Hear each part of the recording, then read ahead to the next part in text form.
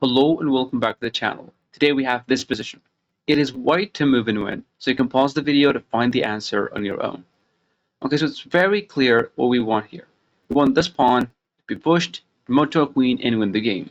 But the problem here that whenever we push the pawn, black can push his pawn as well. It does not mean that black will promote his pawn, but definitely we cannot promote ours because of this bishop. Means of forcing it to move away, it does not work because the bishop can move and there is no possible way. The king is going to get close, defend both, and the bishop will take care of our pawn. So this move is not actually the best move. And there is a way to win this, actually. Okay.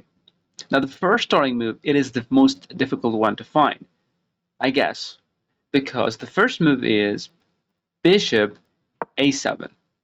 Now this move is considered a decoy. For example, you try to take it and then you lose the game because of this move h7. There is no possible way to go back because of this pawn.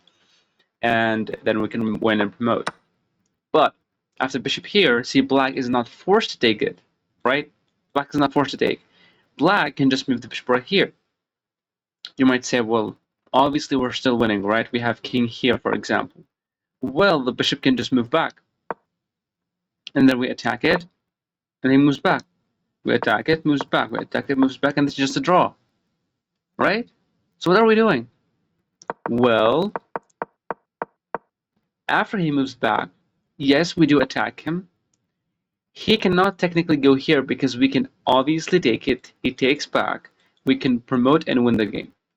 So whenever he plays bishop to c3, then we play king to c2, attacking the bishop. The bishop moves back, and only then we play a very beautiful move. Very. Bishop d4, sacrificing the bishop. Now, what is the idea of this move? The idea here, we're trying to limit, we're trying to stop the bishop from ever attacking this promotion square. The king is too slow, so don't ever think about moving the king. Is going to be too slow.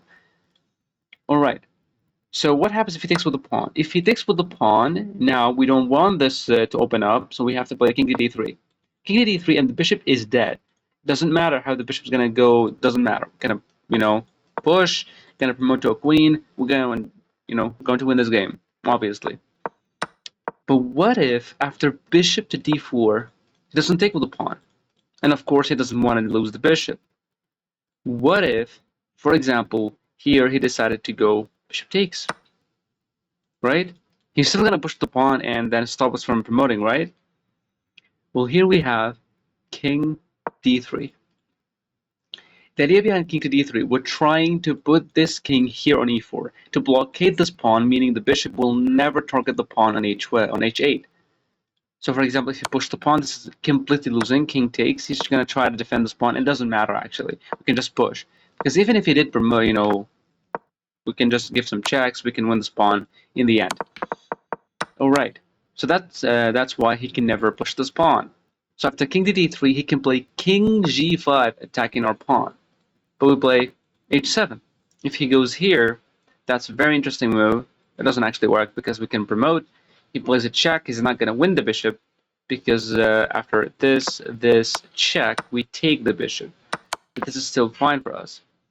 So after this move, we just promote to a queen. He plays king to f7. It doesn't actually matter what he does.